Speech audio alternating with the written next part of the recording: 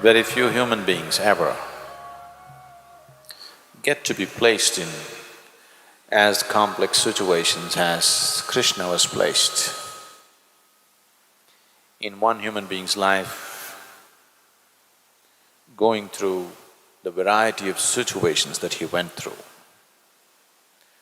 is generally, it doesn't happen to most human beings. And in all these situations that he was faced with, the clarity of vision that he exhibited and the certainty about his ability to discern as to what is true and what is not true, the clarity that he brought to people around him, people began to experiencing like godlike. So he was proclaimed as an incarnation and a complete incarnation. For those of you who are not familiar with this, they talk about 9 incarnations. I want you to understand this is… what I am going to say now is much before Charles Darwin came. So the first incarnation was Avatara, that means God appeared in the form of a fish. And you know, Charles Darwin went about proving the first form of life on the planet were water life, fish. And the next incarnation is Avatara, that means it's a turtle, it's an amphibious animal, half water, half land. Charles Darwin said this also. The third incarnation is Varaha, which is in the form of a pig, a gross mammal. And the fourth incarnation is Narasimha, that is half man and half animal. The next one is Vamana, a dwarf, human form but a dwarf. The next one is Parashurama, a full-grown man, but an extremely violent man, a great fighter. We will meet him shortly here also. Krishna meets him, so he's still alive. So Parashurama is a fighting man. He even lopped off the head of his own mother, a very violent man. The next one is Ramavatara, a very peaceful one, but very unidimensional kind of man.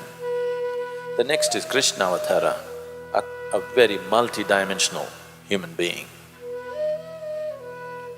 So Krishna Avatara was considered as a complete avatara or a complete incarnation of God, not just one aspect.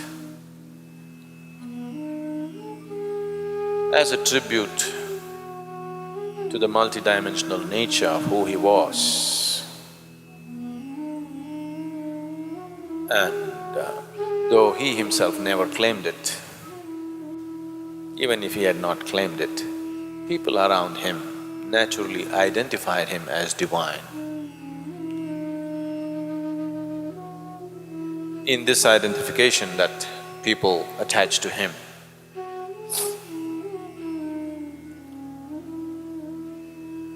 the whole culture evolved around this identity of Krishna being a complete incarnation of the divine.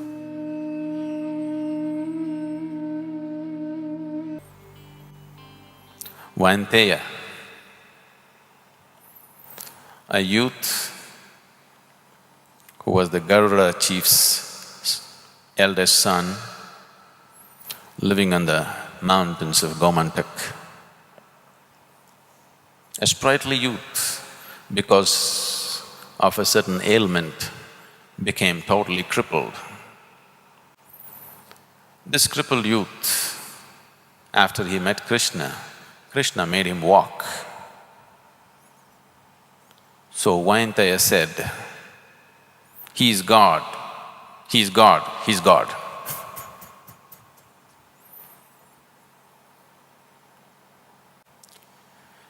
Akrura, an uncle of Krishna, a wise and saintly being,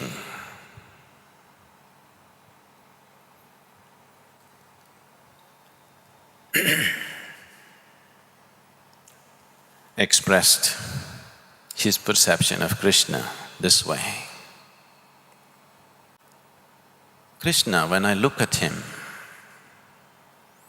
this strange young boy, I see the sun, the moon and the 7 stars whirling around him. When he speaks, he sounds like the voice of the eternal.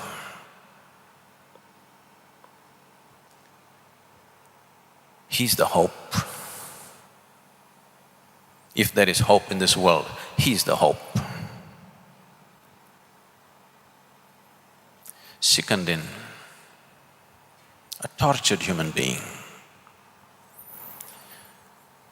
because of a certain situation within himself, right from his child. This is an absolutely tortured soul. So Shikandin said, Krishna never gave me any hope, but when he is there, the breeze of hope touches everybody. I can go on like this.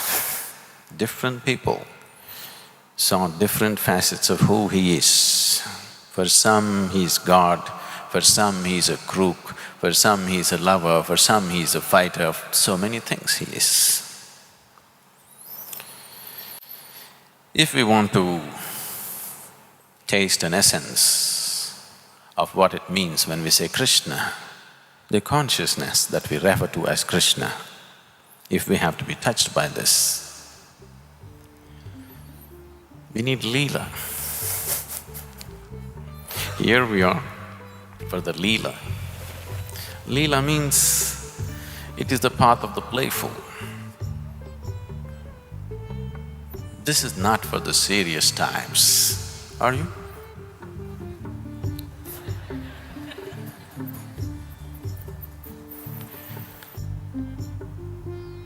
Because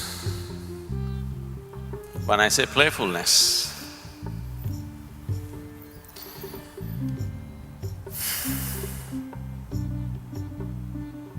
we are not here just to play. We are here to explore the most profound and the most serious aspect of life, but playfully, conducted playfully. Otherwise, Krishna won't be there.